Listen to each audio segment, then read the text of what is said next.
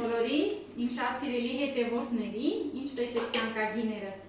շատ համեղ բիսկվիտ ենք պատրաստելու չամիչով,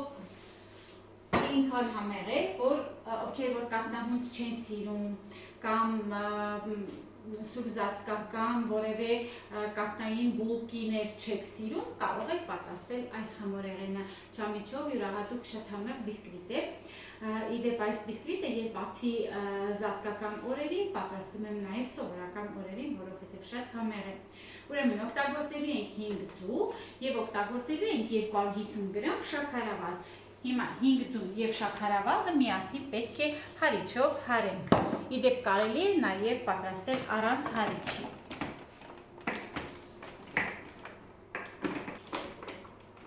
Այնքան մեծ հարիչներով չեմ աշխատել, որ մոռանում եմ աշխատել, միշտ ձեռքի հարիչով եմ պատրաստում։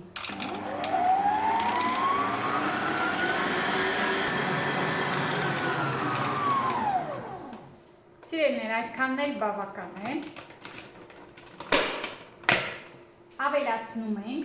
250 գրամ կեֆիր կամ մածուններ կլինի, իմ մոտ այս անգամ կեֆիրը, ես կեֆիրով եմ պատրաստում, դե գիտեք, կեֆիրը մի քիչ ջրիկ տեսակն է, ու նորից խառնում ենք, խառնելուց առաջ ասեմ, որ հետո ավելացնելու ենք սիրելիներ 80 գրամ կարագ կամ յուղ, իմ մոտ յուղ է, ես օգտագործելու եմ ռեդի յուղ, որովհետև հրաշք են ստացում իմ խմորեղենները, սիրելիներ, եվրոպական յուղ է, արտադրվում է Հայաստանի համար, դուք կարող եք ձեռք բերել Հայաստանում բոլոր խանութներից, սիրելիներ, վստահեք եւ ձեռք բերեք, շատ համեղ յուղ է, ամենակարևորը խոլեստերին չի պարունակում, ովքեր որ պահքի շրջանում են հանգիստ կարող են օգտագործել, որովհետև այն բացարձակ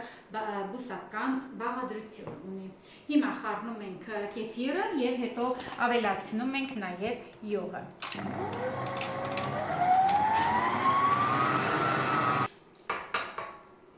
Ավելացնում եմ յուղը կամ կարագը կարող եք միկրոալիքային վառարանում հալեցնել, հետո ուղարկել, քանի որ ռեդի յուղը շատ փխրուն է, ես կարիք չունեմ փափկացնելու, հենց այսքանն էլ բավական է։ Մի լավ կխառնեմ, հետո անցնում ենք արդեն 4 բաղադրիչներին։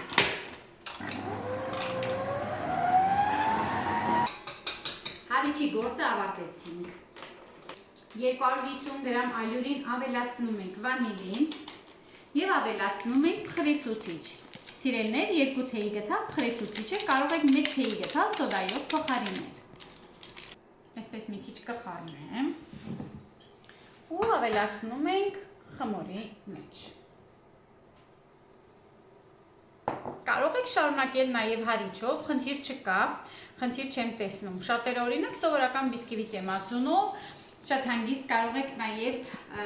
հարիչով խառնել ալյուրը։ Սիրելիներ, ջեռոցը միացնում ենք, թխելու ենք 180 աստիճանում, 190 աստիճանում, ջերմաստիճանը մի քիչ պետք է բարձր լինի, որովհետև ու իդեպ մոռացա ասեմ, որ բաղադրիչները նույնպես պետք է լինեն սենյակային ջերմաստիճանի կամ նույնիսկ գոլ վիճակում, որպեսզի լավ ստացվի, որպեսզի ձեր բիսկվիտը խնդիրներ չունենա, չասեք բաց ստացավ, հետո նստեց,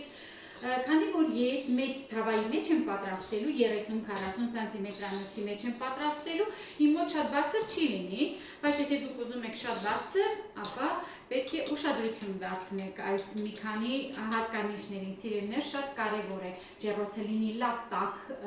ջերմաստիճանում, քանի որ պրոֆեսիոնալ ջեռոցներ չեն մեր ջեռոցները, պետք է մի քիչ ավելի լավ տաքացնեք ու երկար ժամանակ տաքացնեք։ Վերջ, մեզ մնաց չամիչը, չամիչը նախապես լվացեք ու չորացրեք, 100 գրամ չամիչ ունենք, ավելացնում ենք նաև չամիչը, սովորական սև չամիչ է, ու ես էլ ենք խառնում մի լավ։ Ուրեմն, սիրելիներ, եթե ցանկանում եք, որպեսզի ձեր բիսկվիտը արհեստականորեն չիջնի, բարձր մնա, պետք է մի քիչ ավելի շատ ալյուր խառնել, բայց ես միշտ զերծ եմ մնում ավելորդ ալյուր խառնելուն, ասեք ինչու, որովհետև ստացել է ծանր ու շատ չոր բիսկվիտ, բայց ալյուրը քիչ լցնելով մենք վստահում ենք մեր փխրունությանը, համեղ ու թեթև բիսկվիտ լինելու, պարզապես պետք է տեխնիկական հարցերին մի քիչ զգույշ լինել, ճիշտ անել, ջեռոցը հեշտ տաքացնել, բաղադրիչները սառնարանից դուրս չբերել, լավ խառնել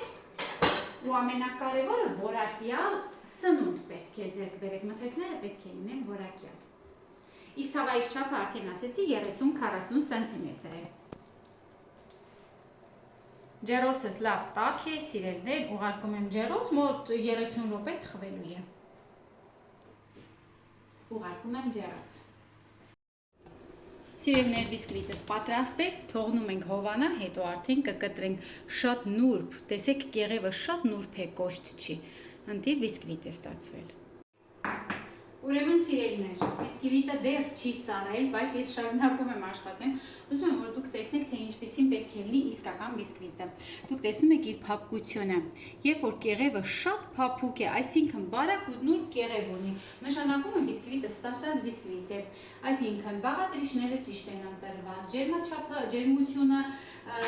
ջերմաստիճանը բաղադրիչների ճիշտ է հաշվարկված, այսինքն սառնարանից չենք դուրս բերել, ջեռոցը ճիշտ ենք ժամանակին միացրել, մի խոսքով բոլոր խորհուրդները, որ ես ձեզ տվել եմ տեսանյութի ընթացքում պետք է հետևել։ Հիմա պարզապես այսպես շաքարի փոշիով ես կզարդարեմ, կկտրատենք ու անուշ կանենք, կարելի է հյուրասիրել թարմ հատապտուղներով, հիմա արդեն կամաց ելակի սեզոնն է, խորհուրդ եմ տալիս անուշ արեք հենց ելակով։ Տեսեք որքան փխրուն է, շատ փխրուն ու շատ փափուկ։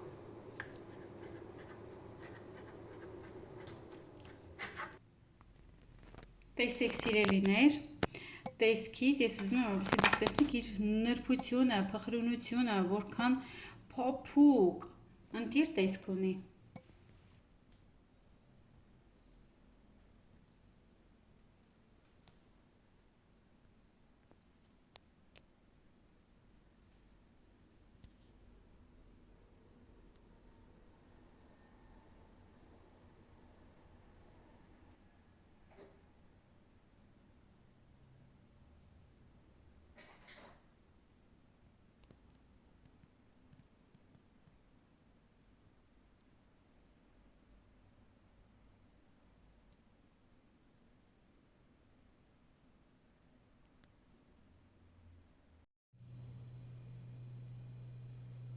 Այս ինչ փափուկ է, ինչ լավն է, փխրուն, փափուկ, ընտիր, սիրելիներս, արագ պատրաստող, հեշտ պատրաստող, դե ինչ ձեզ տեսնեմ, պատրաստեք, անուշ արեք ու շնորհավոր բոլորի զատիկը, ուրախ զատիկ բոլորին։